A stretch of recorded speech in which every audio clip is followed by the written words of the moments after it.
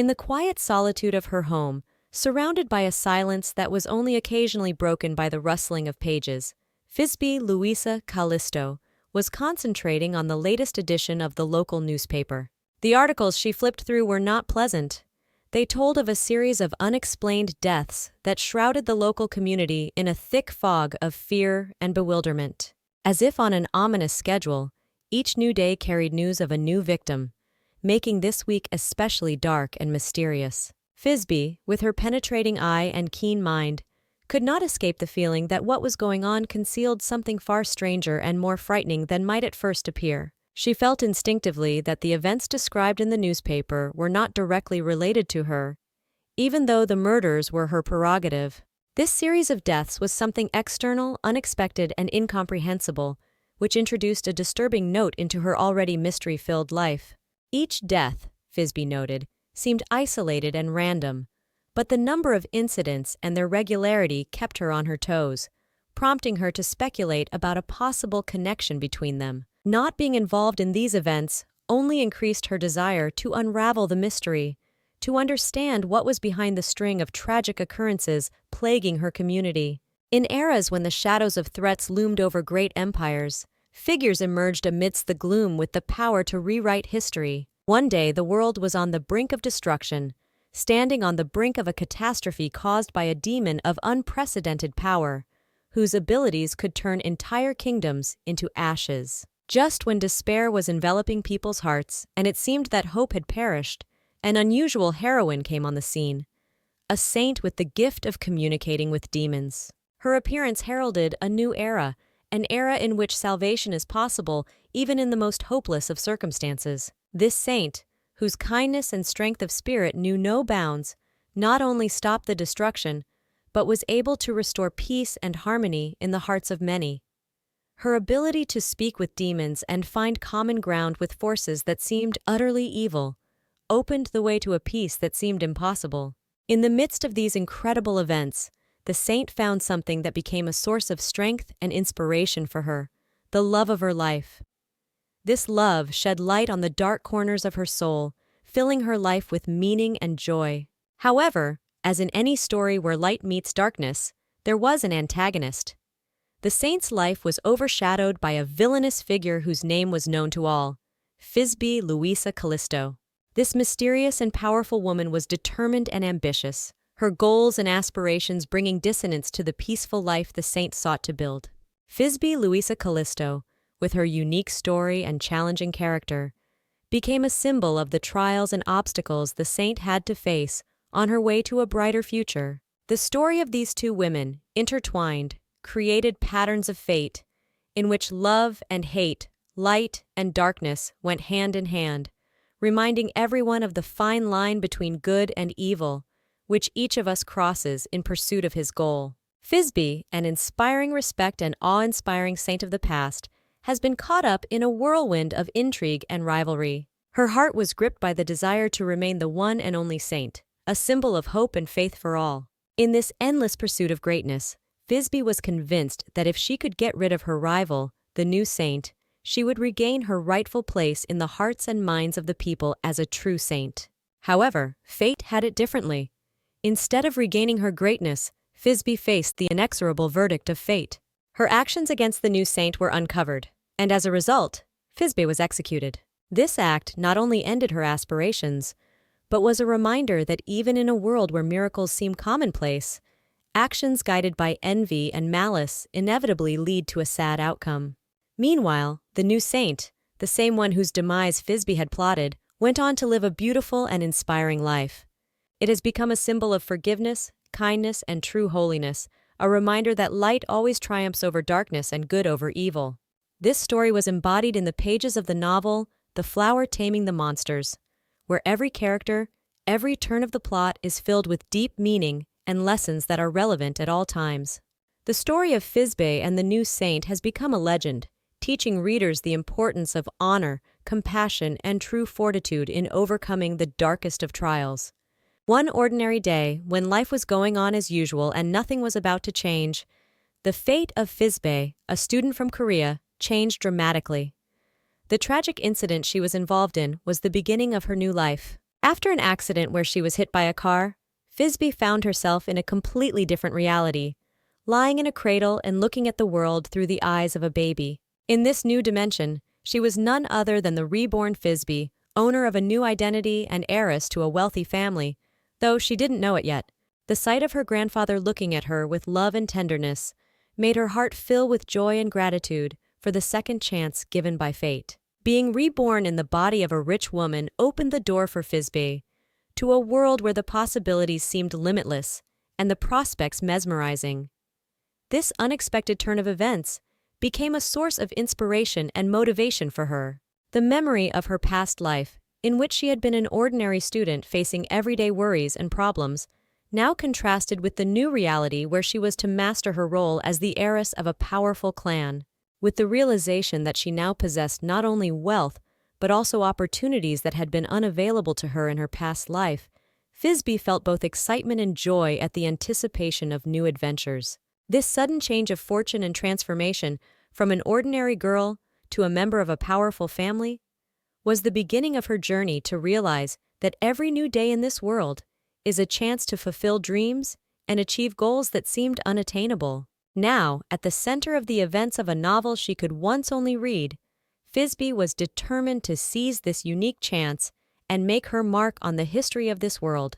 Suddenly, amidst the quiet and peaceful days living in her new world, Frisbee heard a voice that prophesied her destiny, shrouded in mysticism and purpose. This unknown messenger declared that Frisbee was not merely a girl of noble lineage, but the child of an oracle, destined to save the empire from impending calamity. From that moment, Frisbee's life took a new turn, because now she was perceived not only as the heiress of an influential clan, but also as a future savior, on whose shoulders will be a heavy burden to save the whole empire. The perception of Frisbee in the community changed dramatically, and her training became much more intense and comprehensive. Every day of her schedule was filled with fencing lessons so she could defend herself and others in battle, learning foreign languages so she could communicate with allies and enemies alike, and mastering etiquette so she could represent herself with dignity at the highest levels of society. This training, though intended to prepare her for her role as a savior, proved to be a real challenge for Frisbee. She, retaining the memory of her previous life as an ordinary student, hoped for a gentler and more lenient attitude to herself in the new world, not assuming that such a difficult and full of challenges fate awaited her. The demands and expectations placed on her young shoulders were a source of endless stress and fatigue for Frisbee.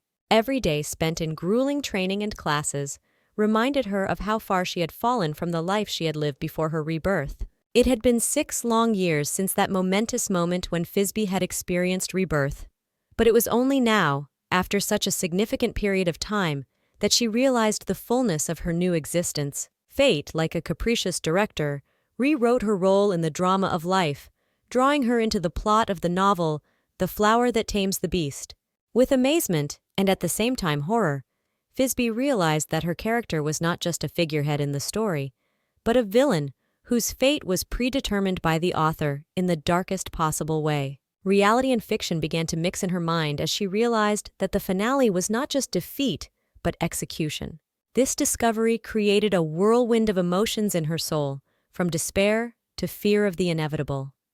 Every day was now marred by the burden of foreseeing her own demise, which made her life a constant struggle against her predestined fate. Frisbee felt the weight of this fate, trying to find ways to change her fate. There was a spark of hope in her heart that there might be a way to escape her destined end. She began to search for any clues and knowledge within this world that could give her the key to salvation. With each day she spent searching, she became more and more immersed in the details and nuances of the novel, trying to find the slightest cracks in the plot that could be her chance for salvation. At the center of this tangled story was Estelle Iller, who came from a collateral line of the great Callisto family, whose purity and nobility of soul were beyond question. She was that ray of light, that true saint around whom the whirlwind of events swirled, attracting attention and admiration. Estelle became a symbol of kindness and sincerity in a world where darkness and light were forever battling for dominance, and her life's journey was filled with a mission to bring peace and justice. Many years later, in the silence of a secluded room, the servant girl's booming voice interrupted Frisbee's reverie. The message that there wasn't much time left before the appointment brought her back to reality, but it couldn't dispel the heavy thoughts. Calmly answering that she would be ready soon, Thisbe still felt the weight of hopelessness weighing on her shoulders. Paradoxically, the knowledge brought from her past life became not a blessing but a curse for her. In moments of silence and loneliness, she sometimes caught herself thinking that it would be better for her not to know the future at all, not to be burdened with foreknowledge and predictions. After all, in this case, every day would open before her a page of unwritten book, full of secrets and unexpected turns, and life would be filled with many more meanings and opportunities for sincere experiences and joys. This idea of ignorance as a good thing made Thisbe rethink again and again her place in a world where she was forced to play the role of villain. Dreams of a life free from the burden of foresight became her refuge from the grim reality in which her every step seemed predetermined by fate. In these musings, she sought solace and strength to keep fighting, not giving up in the face of the inevitable. Despite the heavy weight of predictions and the dark cloud of prejudice that hung in the air around her person, Thisbe never stopped looking for ways to live outside the framework drawn for her by the author of the novel. Her every move was filled with determination to prove that she was not just a character in a book, but a complete person with her own vision of life. As she approached the luxurious carriage, she was handed a fresh newspaper, a token of attention from a world that went on living its own interests, unaware of the inner struggle that simmered in Thisbe's soul. Making herself comfortable on the soft cushions of the carriage, she sank into thought. The thought that living according to her own script, not following a predetermined path, life would be much easier and more pleasant, did not give her peace. Thisbe felt that she deserved this chance for independent happiness, because how many trials she had to go through, how much effort she had to make to prove her worth, and unlike the villain described in the pages of the novel, the aristocracy, always hungry for gossip and intrigue, repeatedly spread rumors about Thisbe, trying to slander her and portray her in an unfavorable light. But every time such rumors reached her ears, Thisbe only gripped the wheel of her destiny tighter, choosing to live her life as she saw fit rather than as her role as villain dictated. These reflections in the carriage became another step for her to realize her own self, to understand that real freedom begins with the ability to choose one's own path, despite all the obstacles and restrictions imposed by society or fate. She established herself in the idea that everyone stands for the right to be themselves, regardless of the role assigned to them on the stage of life. Thisbe, young and ambitious, entered the world of the novel with the clear intention of behaving with exceptional discretion, seeking to build her own destiny without unnecessary excitement or trouble. She was confident that she could avoid any obstacles in her path while maintaining an ease of being and grace in her every action. Her plan was simple, yet elegant: to live in the world of this novel without interfering with the tragic events of the plot, which could lead to undesirable consequences. But as often happens in life, fate chose to play its ironic and painful game with Thisbe. In this fictional world where every plot twist was preordained by the author, unexpected changes began to happen on their own, without her input.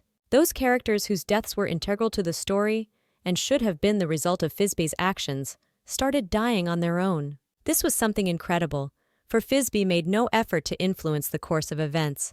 She sought to pass through history unnoticed, leaving no trace. Such an unexpected turn of events completely shattered all her hopes for a calm and carefree life in this world of the novel.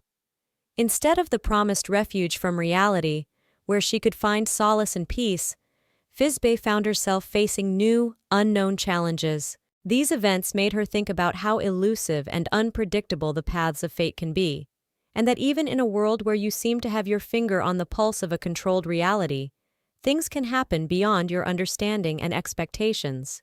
This experience led to Thisbe's deep reflections on the essence of fate and how fragile our plans can be in the face of inexplicable change. Instead of becoming a traveler able to maneuver between the novel's storylines, Thisbe found herself having to find new ways to adapt, trying to understand and accept the strange and unforeseen changes that had occurred without her knowledge. In that world, where magic is intertwined with everyday life, and the fate of people often depend on the will of higher powers, an event occurred that became the beginning of a new chapter in history. A month ago, as if from the heart of darkness, a demon appeared, This creature, with unimaginable power and cunning, could be a devastating disaster for the whole world. However, it was this event that revealed the true holiness of Estelle, who until then may have seemed only one of many. Estelle, whose name up to this point was not surrounded by a halo of sanctity, easily tamed the demon, demonstrating not only the inner strength, but also the nobility of the soul, able to resist the dark forces. This feat was the beginning of her journey as the protagonist of the novel, suddenly bringing her to the forefront among all the protagonists of the story. The aristocrats who witnessed this miraculous event were so amazed by what they saw that they began spreading rumors that became a stumbling block for Thisbe. Thisbe, who up until that point had considered herself a saint and carried that title with pride, suddenly found herself in the spotlight, but for a different reason. Rumors started by the aristocrats claimed that it was Thisbe who was lying by calling herself a saint, for she had no such power as Estelle. This was a real test for her reputation seemed to crumble under the weight of the irrefutable evidence of Estelle's true sanctity. Not only did this event dramatically change Estelle's life, bringing her to the forefront as a new heroine with an undeniable gift, but it also presented Thisbe with a difficult choice. She had to either prove her holiness and strength or reassess her place in this world where true heroes are revealed in moments of temptation and challenge. This turn of events was the beginning of a new chapter in their lives, where each of them had to find their way to the truth, in a world full of magic, betrayal, and the search for their own destiny. Mixed feelings lurked in Thisbe's heart as she contemplated the plot that she knew well. She felt a deep sadness at the realization that her path as a saint was not leading to the expected goal, was not bearing the desired fruit. This insight applied to the story of Thisbe from the novel, who, faced with a similar disappointment, chose the dark path of a villainess. However, our heroine, Thisbe the Modern, had no such evil aspirations. Her soul was not clouded by a desire for revenge or proving herself right in front of arrogant nobles. On the contrary, she chose the path of nobility and dignity, refusing to make excuses and fight for her place in the hierarchy of society. Instead, Thisbe turned to Estelle with deep and sincere gratitude, expressing her appreciation for saving their lives. This moment was filled with generosity and nobility, demonstrating not only Thisbe's strength of spirit, but also her ability to appreciate true friends and allies in this challenging and dangerous world. The gratitude voiced by Thisbe sounded like a hymn to friendship and mutual help, emphasizing the importance of these qualities in the life of everyone who faces trials and obstacles on their way. At the moment when Thisbe announced with certainty and clarity before the assembled nobles that Estelle was the very saint foretold by the ancient prophecies, there was a tension in the air, felt by everyone present. Her words pierced the silence like lightning, causing a mixture of surprise and disbelief among the audience. Such a statement not only elevated Estelle to unprecedented heights in the eyes of the public, but also unexpectedly turned the views of many on Thisbe herself. Realizing that the hustle and bustle following her announcement might become overwhelming for her, Thisbe decided that the best solution would be to remove herself from the public spotlight for a while. With a sense of accomplishment and hope for a bright future, she said a quick but dignified goodbye to those present, mentally closing the door behind her to a new chapter of her life, which she considered a happy ending to her journey. However, no matter how sincere these moments of farewell and hope, the darkness of fate was in no hurry to let go of Thisbe. Soon, disturbing news of the deaths of her enemies reached her, and these events began to weave a new web of accusations and suspicions around her. For despite her desire to free herself from past atrocities, society was ready to blame her for these new tragedies, regardless of her attempts to change. The news was a clear reminder that the road to getting rid of the villain's mark promises to be long and thorny, and that even the noblest of intentions can be called into question in the eyes of a world not yet ready to embrace change. As the air was saturated with the tension of recent events, Sor Almond Salvatore, whose face reflected deep concern and worry, approached Thisbe. He, her fiancé, carried a warmth and sincerity that was like a balm to Thisbe's soul in these moments of doubt and anxiety. His eyes sought Thisbe's gaze, seeking to understand and share her inner turmoil, those heavy thoughts that lately had increasingly caused her to withdraw from the world around her. Thisbe, immersed in reading a newspaper that seemed to be taking up all her attention, felt his gaze on her and immediately apologized for her concentration.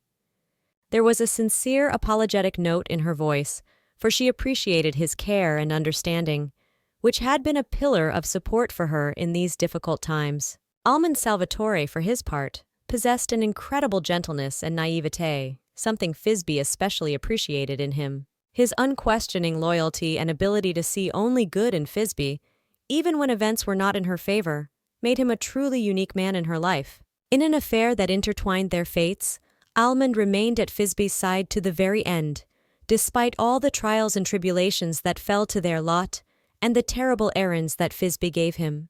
His faith in her purity and goodness was unwavering, and it made their bond especially strong and meaningful in a world where truth was sometimes eclipsed by deceit and betrayal. In a world where magic is intertwined with everyday life, a simple action can have unexpected and sometimes tragic consequences. So it was with Sor, a man whose weakness of character led to a fatal mistake. One day, on the spur of the moment, he decided to do something that should have been left only to the imagination. Sor drank a potion meant for Estelle. This potion had special properties, and its effect on someone it was not intended for was extremely unfavorable. Sor fell ill for 3 days, and the temptation of fate turned out to be a cruel ordeal for him. When he finally recovered, Sor decided to do Thisbe's bidding and poured a potion for Estelle. However, hoping to make the drink more palatable, he mixed it with black tea. This had the unexpected and horrifying result of turning the potion into a poison that plunged Estelle into a deep, death-like sleep. Sora, despite his initially good intentions, was taken to prison for his fatal mistake. Thisbe, whose life was inextricably linked to this story through the pages of the novel, was always annoyed by Sora's stupidity. She could not understand how anyone could do such an ill-conceived thing. However, when fate offered her a chance to be reborn in this world of romance, her view of Sora changed. Despite his mistakes and weaknesses, he turned out to be a kind and sincere companion, whose appearance did not leave Thisbe indifferent. She began to appreciate his qualities, which had previously seemed to her only a source of irritation. In this way, the intertwining of fates and mistakes opened Thisbe's eyes to true values, and showed her that even the most imperfect actions can hide something beautiful. At the moment when fate seemed most puzzled, Sor noticed Thisbe's unusually violent reaction to the paper he had read. His heart filled with a longing to share the weight of sadness he sensed she was feeling. This gesture of extraordinary kindness could not fail to leave Thisbe indifferent, regardless of the thoughts of her past. She saw Sora as more than just a companion in misfortune or a fellow adventurer. In his willingness to sympathize and support in a difficult moment, Thisbe saw true generosity, making him like an angel, a messenger of light and pure intentions in this complex and sometimes cruel world. Her heart filled with gratitude and wonder, for such selfless kindness seemed almost impossible to her. In an attempt to share the cause of her concern, Thisbe showed Sora an article about the Marquise's tragic death, which had occurred due to a malfunction in his carriage. However, the detail that caught the eye and raised many questions was that the Marquise's carriage had been purchased only a week ago. This fact hinted at a much darker scenario than a simple mishap or accident. Everything indicated that the death of the Marquis was not an accident, but the result of malicious acts. Sor, seeing the article and realizing the full context, felt the gravity of the circumstances. This discovery ignited in them both a desire to unravel the mystery of the case. For behind the seemingly prosaic nature of the newspaper article lay a deep and possibly dangerous story. Together, they were on the threshold of a path that could lead to the exposure of dark secrets and perhaps justice for a soul gone missing. As soon as Thisbe shared her concerns and the facts in the newspaper article with Sor didn't hesitate to realize the gravity of the situation.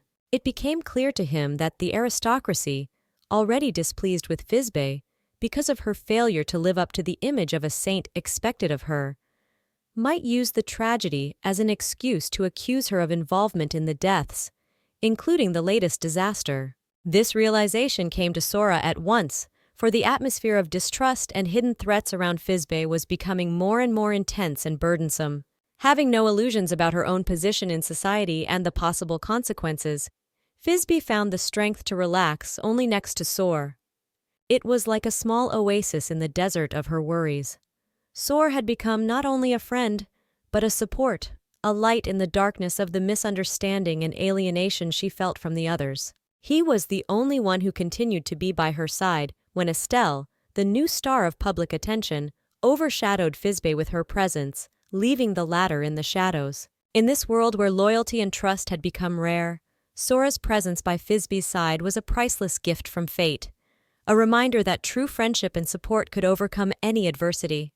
There was a special warmth in Fizbe's heart when she saw how Sora believed in her innocence, without a shadow of a doubt. His faith was like a beacon in the fog of accusations, lighting the way to the truth in a sea of lies and assumptions. Without demanding explanations, without seeking confirmation, Sora took her words as a given, which spoke to the depth of their bond.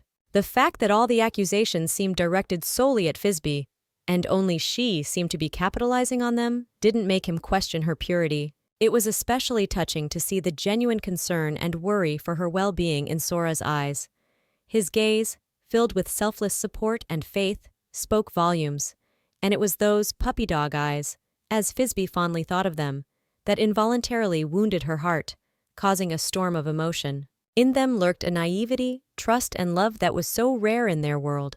In response to his boundless support, Fizbe found the strength to approach Sora and began to comfort him. Her words, full of confidence and hope for a better future, sounded like a prayer. She told him that things were bound to get better, that they had a bright future ahead of them beyond these dire circumstances.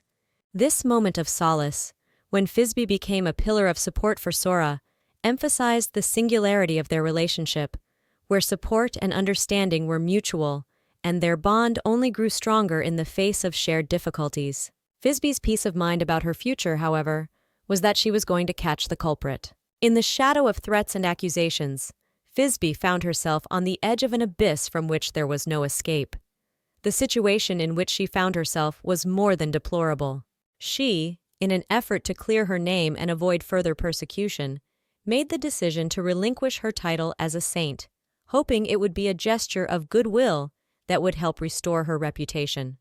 However, to her surprise and great disappointment, the aristocracy not only failed to accept her act as a step towards reconciliation, but began to persecute her with renewed vigor, surpassing even the ordeal Fizbe had endured in the novel, where she was portrayed as a villain. Every day Fizbe felt more and more the stares of detractors, whose words and actions became more and more venomous and ruthless. This pursuit became a heavy burden to her, under which her strength gradually waned. She could not understand why she was so implacably rejected, for the prophecy about the saint that was at the center of all this hostility was not her own interpretation. Fizbe was not directly involved in its creation or dissemination, but it was nevertheless the target of accusations and attacks.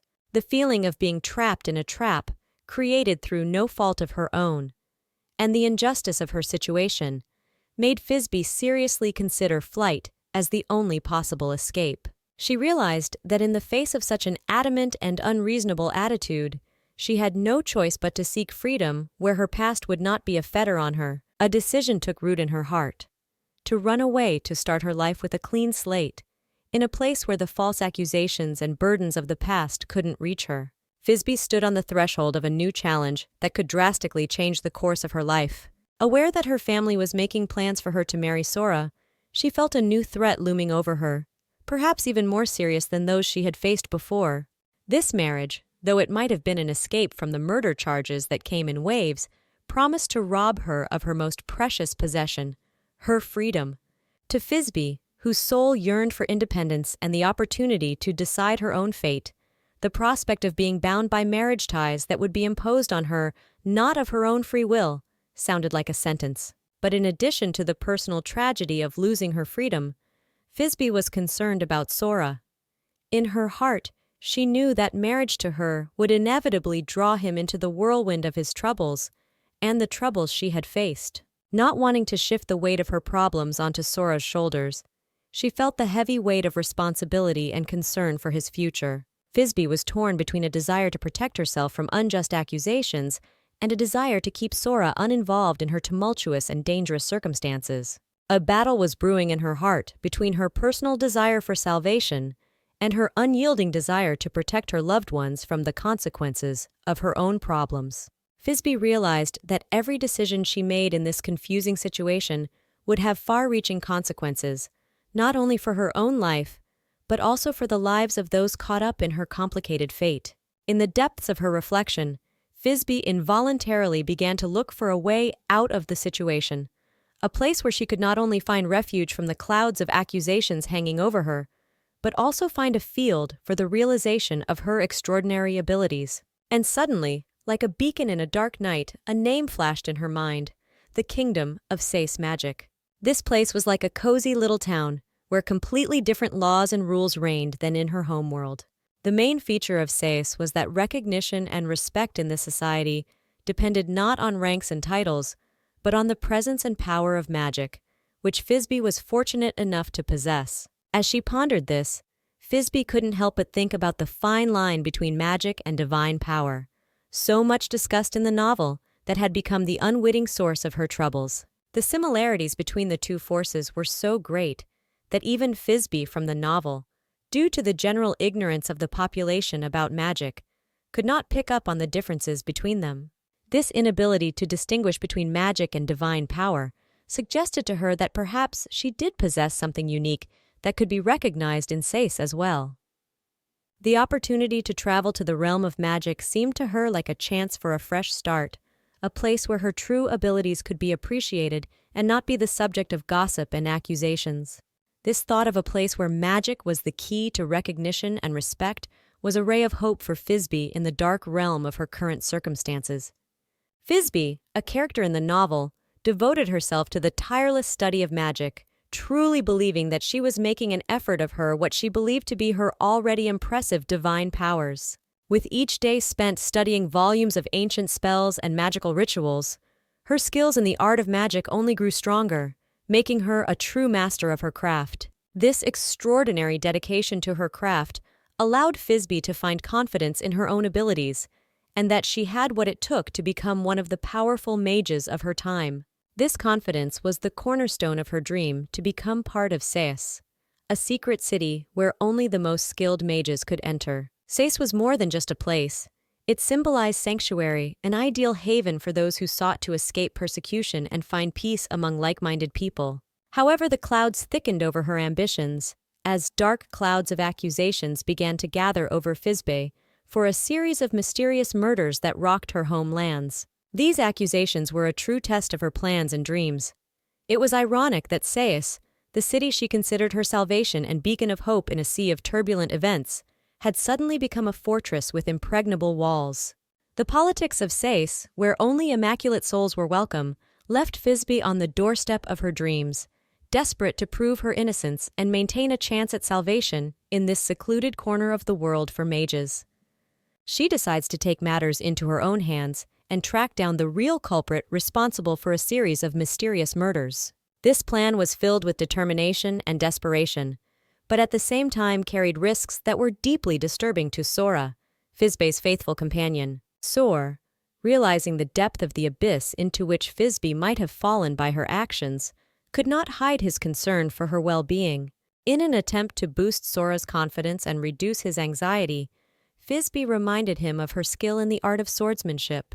Not only did she possess magic, but she was also an outstanding swordswoman, which she thought could come in handy in dangerous situations. However, Sora, although he recognized her skills, still expressed his misgivings.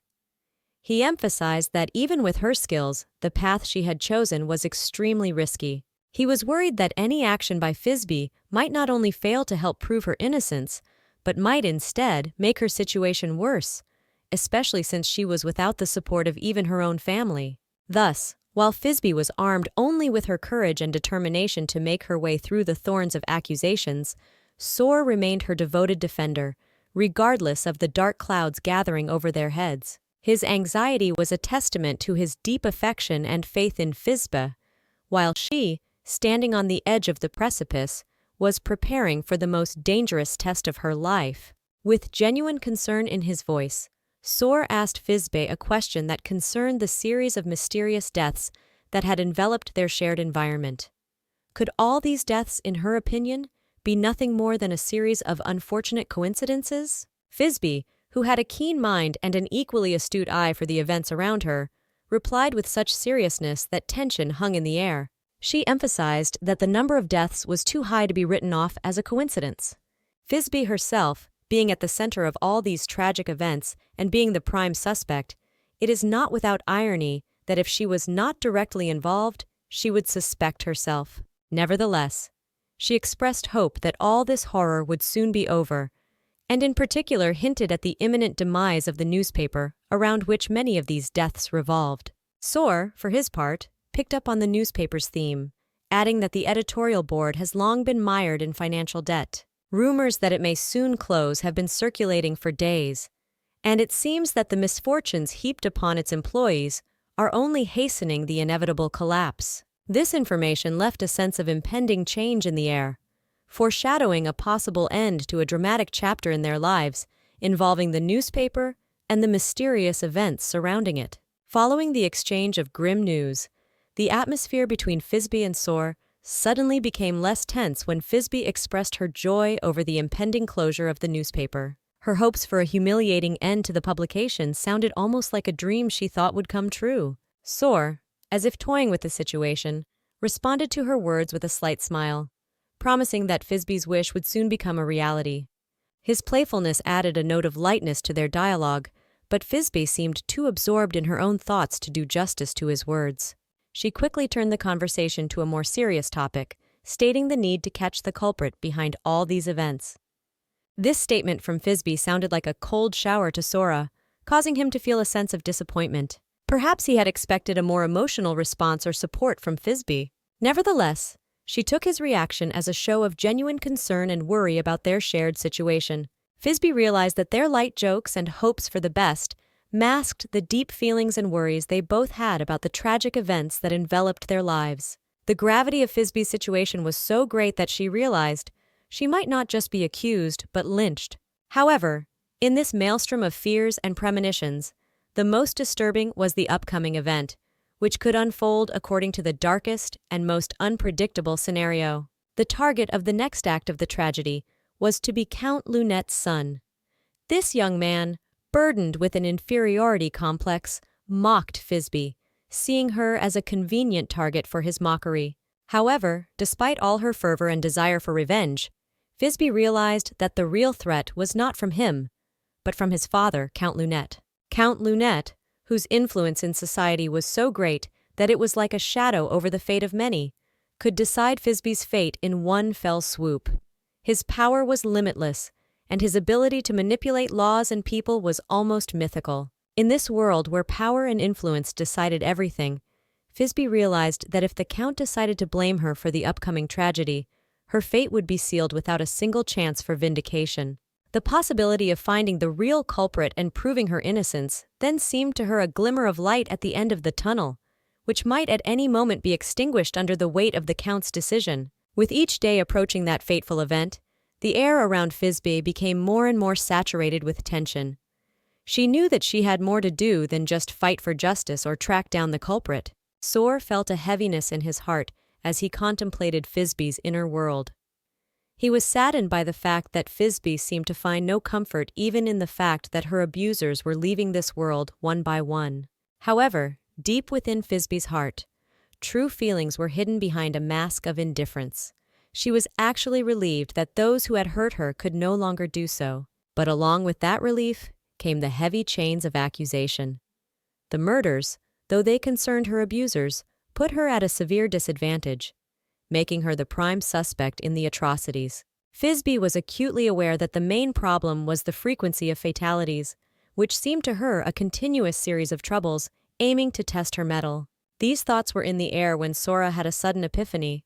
He wondered if Thisbe would be happier if these deaths were happening without affecting her personally. This question seemed to cut through the darkness of incomprehension, seeking a clue to Thisbe's true feelings. In that moment, Sora searched the depths of her soul, trying to see if the answer lay on the surface or hidden deeper beneath the layers of pain, hurt, and misunderstanding that enveloped Thisbe's heart. The moment the silence between them was broken by the question, Thisbe felt a thrill of excitement, confusion overwhelming her, for the essence of Sora's question remained incomprehensible, mysterious to her. She couldn't figure out what her interlocutor was getting at, what secret thoughts he was hiding behind his words. At the same time, there was a spark of joy in her heart at the realization that Sor was experiencing the satisfaction of being in her company. That spark turned into a flame when he suddenly declared his intention to join the search for the villain who had become a threat to their world.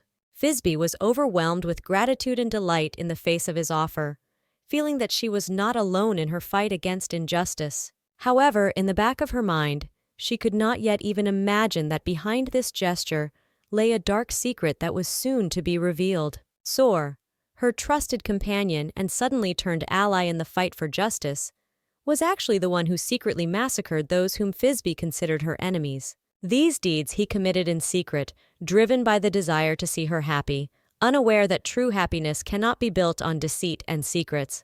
This bitter truth was yet to be revealed to Thisbe, who, immersed in bright thoughts of fighting together, could not even imagine that the source of her brief happiness was one who was both her protector and her hidden enemy. Sor, standing on the threshold of parting, gazed into Thisbe's face, and was so sure of his secret role that he did not even allow himself the thought that Thisbe might suspect him of the wrongs he had done. He saw the weight of the world fall on her tired shoulders, realizing that she might not even realize how deeply his actions were affecting her life. At the moment of parting, Thisbe's eyes seemed to reflect all the longing in the world, the very same longing that accompanies saying goodbye to a dear one, perhaps forever. A look full of loneliness and a silent plea for help, as if she intuitively sensed that every conversation they had could be their last. In that instant, Sor, looking at her loneliness-weary face, firmly resolved that he would go all the way in his quest to purge her life of those who caused her pain and suffering. His determination knew no bounds. He was ready to face down anyone who dared to darken her days. It was ingrained in his heart that it was he, with his own hands, who would restore justice, even if he had to go through the darkness of his own actions to do so. In that quiet promise to himself, hidden from Thisbe's eyes, a new chapter of their shared history was dawning, a chapter full of secrets and unsolved riddles, leading down the path of sacrifice and his own delusions. Sor stood, drowning in the darkness of the night, and his gaze, full of contempt, slid over the nobles who now lay at his feet, begging for mercy. These same men had once mocked Thisbe, scattering the venom of their words. Now their pride was broken, and their courage had faded away, leaving only a shadow of their former selves. Deep down, Sor was convinced that his actions, though seemingly cruel, were even too mild compared to the humiliation they had forced Thisbe to endure.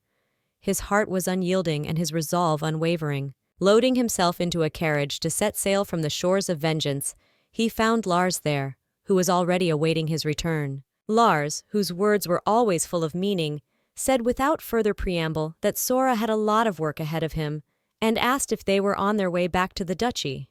But Sor, whose mind was occupied with questions of justice and duty, replied that more pressing matters awaited them, to be dealt with at once. There was a call to action in that phrase, but also a promise that the journey to justice was far from over. They were facing debtors, those who may not yet have realized the full extent of their situation, being on the edge of the abyss where their own actions and choices had pushed them. This meeting promised to be no less intense than the previous trials, because every step of Sora's journey was aimed at protecting Thisbe from a world full of lies and betrayal, even if he had to become a shadow in the night, bringing justice and retribution. A few days later, a secret connection between the newspaper overshadowing Thisbe and the foreign minister was revealed, leading to its closure. The secret streams of information that had once shrouded her in a veil of silence had opened up like a volcano, throwing up a multitude of hard facts. The consequence? Total reputational ruin and imminent closure. While the world was immersed in the story, the girl who accompanied Thisbe in the carriage could not conceal her astonishment at what was happening. Her words cut through the air of the carriage, leaving behind questions and doubts. How had it happened that a newspaper that seemed to be an unshakable outpost of information had collapsed so suddenly? There hadn't been the slightest hint of trouble until the last moment, when the owner had squandered his fortune in a casino. Her words, like a bridge between doubt and reality, sounded both strange and frighteningly realized. Thisbe, as if on the verge of thinking and doubting, couldn't escape the feeling of déjà vu. All this time, The rumors that Soar had whispered in her ear had seemed nothing more than a figment of imagination or a mere play of someone else's interests. Now, however, as the girl's words collided with the reality in which she herself found herself involved, Thisbe realized that the world of intrigue and mystery was far deeper and more intricate than she could have imagined. The revealed truth made her rethink many things, including those rumors she had previously doubted were true. The girl's sudden offer of a meeting with Soar to discuss the scandal of the newspaper's closure had sent Thisbe into a state of extreme anxiety and panic. In the back of her mind, she realized that the reality she had carefully constructed was beginning to crumble under the pressure of unexpected circumstances. The fact is, the very meeting with Soar was nothing more than a fiction, a clever and desperate way to escape the confines of the estate that had become a golden cage for her. After the scandal did irreparable damage to Thisbe's reputation, a decision was made within the family circle to restrict her freedom of movement, in the hope that this would help minimize further losses to the family name. The manor, which had previously seemed to her a refuge and a place filled with warmth and joy, was now a symbol of isolation and restriction. The only ray of light in this grim situation was the exception made by her grandfather, who allowed her to meet with Soar, seeing in them an opportunity to restore her granddaughter's sanity. Thus, the words of the girl who offered to discuss the situation with Soar, like a thunderclap, shattered the illusory world that Thisbe had so diligently built around herself. Her mind began to whirl with thoughts of how to avoid exposing her lies, which now threatened to turn into a new scandal that could further aggravate the already difficult situation she found herself in. This moment was a test of Thisbe's wit, cunning, and ability to keep her composure under the most unforeseen circumstances. In a dark world where people's fates are intertwined with secrets and intrigue, a day has come that could be the last for Count Lunette's son. This burden, the mission to prevent disaster, fell on Thisbe's fragile shoulders. For the past 2 weeks, with incredible persistence and patience, she had been trying to unravel the tangle of intrigue that swirled around the upcoming event. With each day she spent investigating, she delved deeper into a world of mystery and secrets, trying to find the key to saving the young heir's life. Fate had once thrown her a clue that seemed innocent at first glance. An advertisement that many people probably wouldn't have paid attention to seemed to Thisbe to be something more significant. The mismatch between the name and the product advertised in the ad flashed before her eyes like a red flag. My intuition told me that this wasn't a simple typo or a marketing ploy. No, it was something much more than that. A cipher, a clue that could prevent the tragedy to come. Realizing that she could not solve this mystery on her own, Thisbe turned for help to Sora, whose abilities and ability to see beyond the obvious had saved desperate cases more than once. Soar, taking the case, scrutinized all the details and soon, thanks to his keen mind and unorthodox thinking, was able to decipher the hidden message, finding out that the goods were a cursed ring. Together, they uncovered the secret code behind the announcement discrepancy, which was key in preventing a horrifying event. In doing so, Thisbe and Soar solved an important mystery. Woven into the fabric of the plot of the gripping novel Flower Taming Monsters is a story where Thisbe is the main antagonist. There she chose for her villainy a day shrouded in the dark shadows of the events surrounding the sale of the ring that had cast a curse over its would-be owner. At this fateful moment, as hopes and fears intertwine, Thisbe, spurning his victim, Count Lunette, decides that it is in this black market that the key scene of their shared drama will play out. With Sora's help, she Thisbe the exact date of the auction where the fateful drama is to play out. Armed with this knowledge, Thisbe sees her mission as saving Mr. Lunette from the imminent doom she herself has plotted.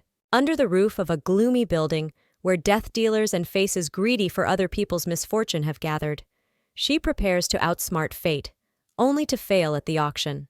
This moment becomes a test for Thisbe, as all her plans collapse in an instant, exposing her to new challenges and opportunities. In the whirlwind of preparations for the great event that was about to take place, Thisbe made a rather radical decision.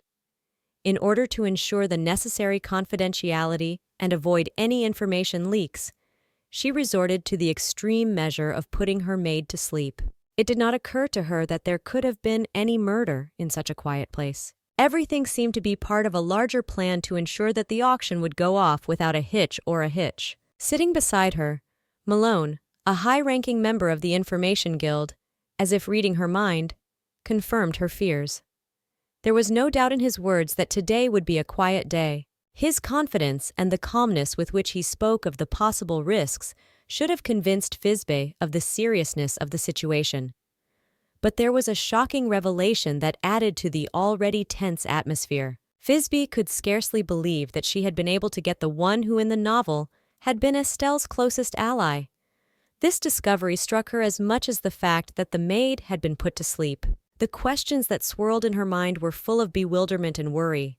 How could someone so closely associated with Estelle be so close to her at such a critical moment?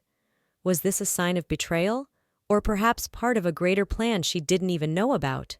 Between the lines of her musings, there was a worry not only for her own fate, but also for the outcome of the upcoming auction. In this world of intrigue and conspiracy, every move could mean the difference between success and disaster. And now that the cards had been dealt, Fisby had to rethink his strategies and alliances in order to emerge victorious from this game. In a world where conspiracies and ancient secrets intertwine with every step, Fisby, a girl with an indomitable will and a sharp mind, finds herself facing an unforeseen alliance. Her paths had crossed with Malone, a man of mystery and no less skill, even before Estelle sought help from the guild. This unforeseen confluence of circumstances led Malone to become not just a traveling companion on her journey, but a staunch ally in the trials ahead. It all added up to a complex mosaic of fates and interests, where every step could mean both a new discovery and an unexpected threat. Despite his common purpose, Malone sometimes displayed a character as ambiguous as his abilities. His unpredictability and tendency to make unexpected decisions sometimes made Fisby feel mixed emotions. His habit of getting distracted by seemingly trivial matters, like buying unusual or rare items at auction, introduced an element of uncertainty into their already strained partnership.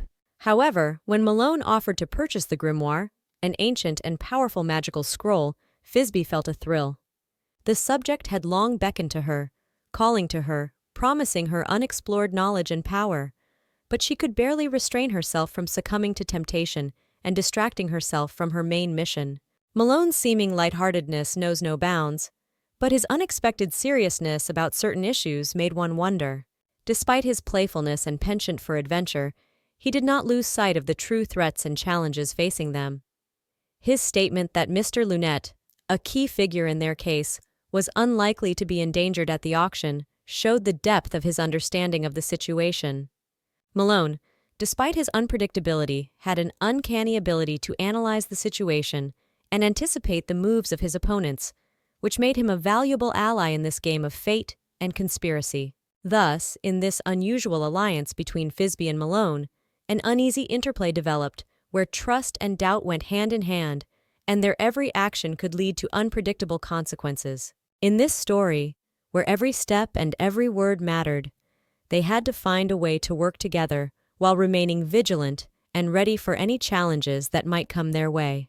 The climax of the auction came, as if time had slowed down, heralding the denouement of a long-matured drama. Among those waiting, in a tense atmosphere where every breath seemed to thunder in the distance, the impending sale of the last, most anticipated and yet dangerous lot, Mariette's cursed ring, was announced. This artifact, shrouded in the darkness of stories and superstition, promised its new owner a power that came along with untold risks to the soul and mind. At this moment, when the attention of all present was fixed on the stage from which the ring was to appear, something unexpected happened. Suddenly, through the hum of voices and anticipation, a familiar voice cut through, filled with confidence and a concern that was inappropriate in this setting. He called out to Fisby, making her heart sink for a moment. It was Soar, whose presence here seemed as impossible as meeting a ghost at noon. Fisby, who had been counting on anonymity in the crowd of gawkers and shoppers, suddenly felt the ground go from under her feet. They hadn't arranged to meet. She had deliberately not informed him of her participation in the auction, trying to protect him from the murky waters in which she had to swim in search of solutions to their mutual problems. Sora's sudden appearance at the auction at such a critical moment seemed to Fisby a bad omen, a game of fate exacerbated by Mariette's accursed ring. The magical aura emanating from this item had already begun to wreak havoc in her life before she could acquire it or give up the venture. The curse associated with the ring, like thin threads of darkness, began to entangle the fates of all those who found themselves too close, influencing their decisions and feelings, pulling them deeper into the vortex of unforeseen and possibly tragic events. Sora's attention was immediately drawn to her, raising the question of what could have brought such an obviously out-of-this-world lady here to the labyrinths of shadows and misunderstandings. Fizbe, who had gotten here for the first time, shared with Sora, with some hesitation, the reasons for her presence, which were cloaked in a cloak of mystery and curiosity. Sora, discovering the commonality of their positions, did not conceal his pleasure that fate had brought them together in such an unusual place. His words about their shared first time on the black market created an atmosphere of collusion and understanding between them, offering Fizbe a new perspective on his interlocutor. Noting in her mind that Sora was not only trustworthy, but also enveloped in an aura of kindness that was rare for such a place, Fizbe felt involuntarily drawn to the man. His openness and willingness to share this adventure with her made her think that Sora had a depth and kindness beyond her initial assumptions about him. This unexpected meeting at the black market was the beginning of something new and perhaps great for both of them. After all, it's not every day that you meet someone who can change your perception of the world and the people in it from the first minutes of communication. Amid the mysterious atmosphere of the black market, where every whisper and shadow could conceal both threat and promise, Fizbe felt anxious not only for her own safety, but also for Sora's well-being. Her heart was troubled with forebodings of imminent events, for there was a sense of the inevitable in the air, something ominous preparing to tear the veil of night. Knowing that their adventure together could turn tragic, Fizbe couldn't resist asking about Sora's reasons for being in such a place. She cared not only that he was here, but why he chose to be near her at this moment, especially when every shadowy corner could be hiding danger. Sora, taking her concern not as an invasion of personal space, but as a show of caring, recalled the amazing moment when their fates had intertwined in the solution to the cipher from the newspaper. It was not only a sign of their intellectual unity, but also a bridge to a deeper understanding of each other. With warmth in his voice, he admitted that his intentions for the black market were quite simple and even romantic: to find something special to please Fizbe, something to symbolize their unexpected but very meaningful union. Sora's gesture not only strengthened the bond between them, but also allowed Fizbe to see him again as not only a companion on incredible adventures, but a man capable of deep feelings and attention to detail that for many goes unnoticed. In a world where every moment could be decisive, their understanding and care for each other became the light that could chase away the darkness that surrounded them. In the labyrinths of the black marketplace, where every rustle and shadow seemed a mystery lurking in the depths of the night, Fizbe turned to Sora with a question imbued with genuine surprise and curiosity. She wondered how Sora had been able to find her among the countless alleys and hidden corners of this place, seemingly impossible to navigate. Sora's response was as unexpected as it was poetic. With tenderness in his voice, he shared what had become his compass in this chaos. His guide was Fizbe's voice, her unique sound that he would recognize among 1,000 others. Such an admission left Fizbe in a state of deep admiration and bewilderment. After all, the world they lived in was full of noise and bustle, and Sora's ability to find her so accurately and confidently by voice spoke to a depth of their bond that she might not yet have fully realized. But Sora didn't stop there. His next words seemed to come out of the depths of his heart, promising that he would find her anywhere, no matter the circumstances. Even if Fizbe finds himself in complete silence, even if he is deprived of the ability to see the world around him, his heart will point the way to her, because Fizbe is not just a person to him. She had become someone incredibly special to him, someone beyond all imagination and definition. These words not only reinforced their mutual trust and closeness, but also gave Fizbe a new perspective on their relationship. For Sora not only expressed his affection and deep feelings for her, but also made it clear that their bond was so strong that it could overcome any obstacle, including physical limitations and the barriers of space. A sudden realization swept over Fizby as she found that her attention had been diverted by Soar, and in doing so she had lost sight of Lunette. This moment seemed perfect for the villain to begin his macabre deeds, for the auction had just ended, creating a favorable environment for the crime. At this critical point in the plot, Fizby realized that Lunette was in immediate danger, and her life hung in the balance. Soar, unsuspecting of Fizby's inner turmoil, offered to escort her to fetch his purchased goods. His offer seemed like a lifeline to her, for Fizby was determined to do everything she could to protect him from a possible threat. Her decision to agree to go along was no accident. In the back of her mind, Fizby was willing to do anything to protect Sora from all sorts of misfortunes, realizing that their journey might be more dangerous than it seemed at first glance. This moment emphasized the deep connection between the characters and foreshadowed the complexities that might lie ahead, spurring interest in further developments. As soon as Fizby and Soar started on their way, Malone's appearance brought a note of confidence to the situation. His quiet nod was not a simple gesture of greeting, but a sign of the promise and duty he was about to fulfill. Fizby, having assigned Malone to keep an eye on Mr. Lunette, knew she could rely entirely on his professionalism. Malone, like a true master of his craft, took the assignment seriously, ready to protect Lunette from any danger. It gave Fizby the peace of mind she needed, allowing her to turn her full attention to Sora, whose safety was also her highest priority. Soar, unaware of the situation, was glad that Fizby had agreed to accompany him. He had come to the auction because of her, and now they were walking together. This moment was a test of sorts for Fizby's ability to balance her sense of duty to Lunette with her personal feelings for Sora. She was torn between wanting to protect Sora, who had unwittingly been drawn into a dangerous game, and the need to fulfill her promise to protect Lunette, which is what Malone had been hired to do. So, at this point, each of the characters was caught up in a maelstrom of events that could have changed their lives. Upon returning home after a busy day filled with unexpected events and a surprise dinner with Soar, Fizby felt a deep fatigue.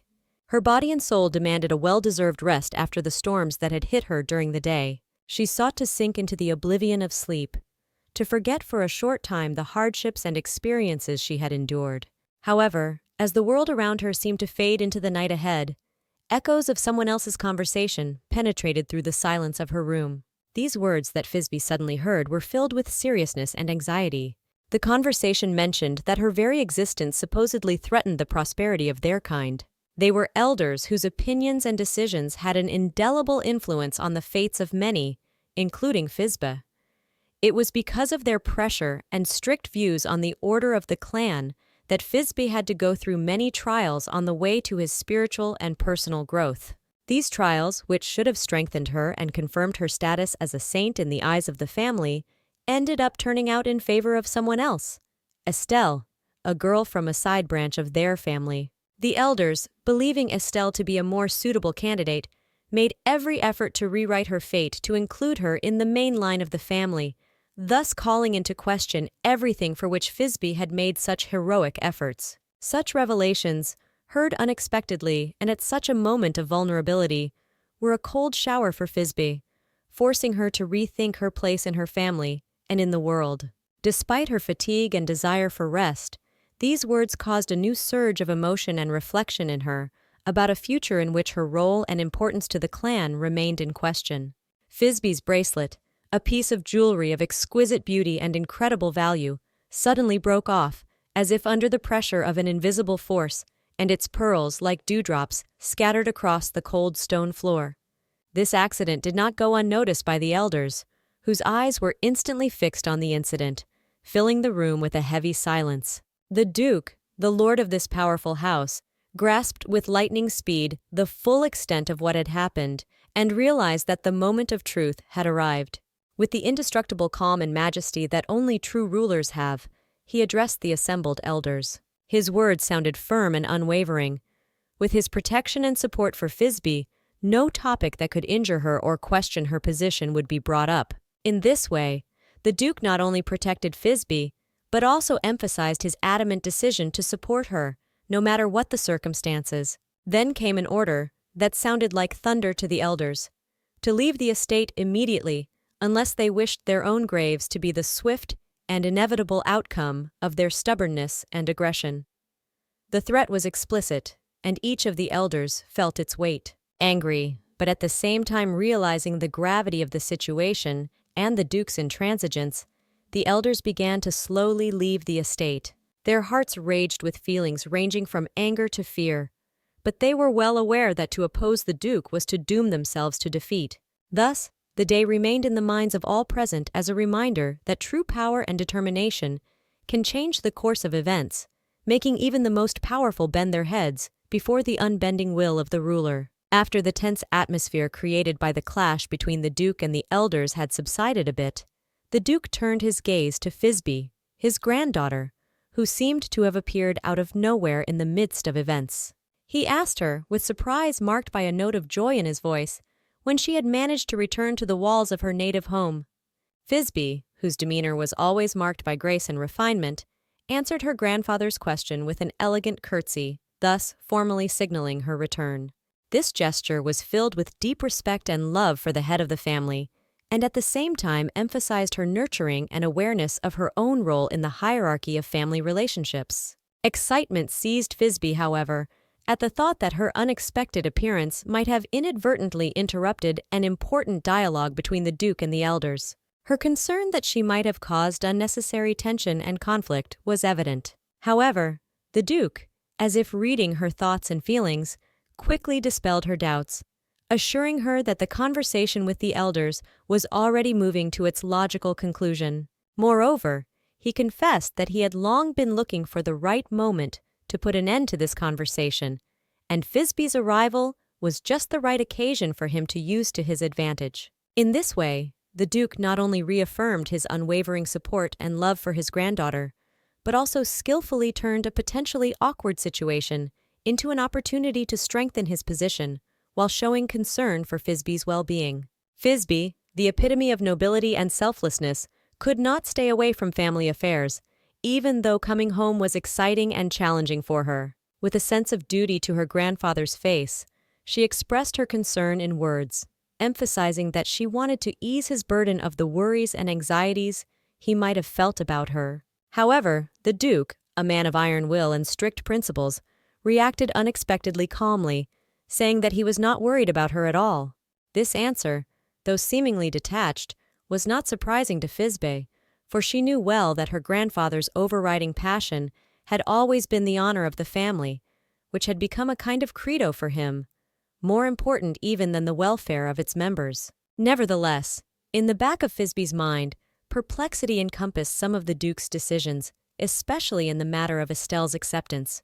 It was a mystery she was eager to solve, trying to figure out what could have caused the Duke's so intransigent stance and unusual behavior lately. To her, the granddaughter who had always witnessed his strength and wisdom, the current circumstances seemed something out of the ordinary order of things. Thisbe couldn't escape the feeling that the changes in her grandfather's behavior hid underlying reasons that might not only relate to family values, but to a broader context involving politics, diplomacy, or even the Duke's personal beliefs. On this day, however, Thisbe was in no mood to deal with issues or ponder the Duke's behavior, causing her to simply go to bed to await a report from Malone.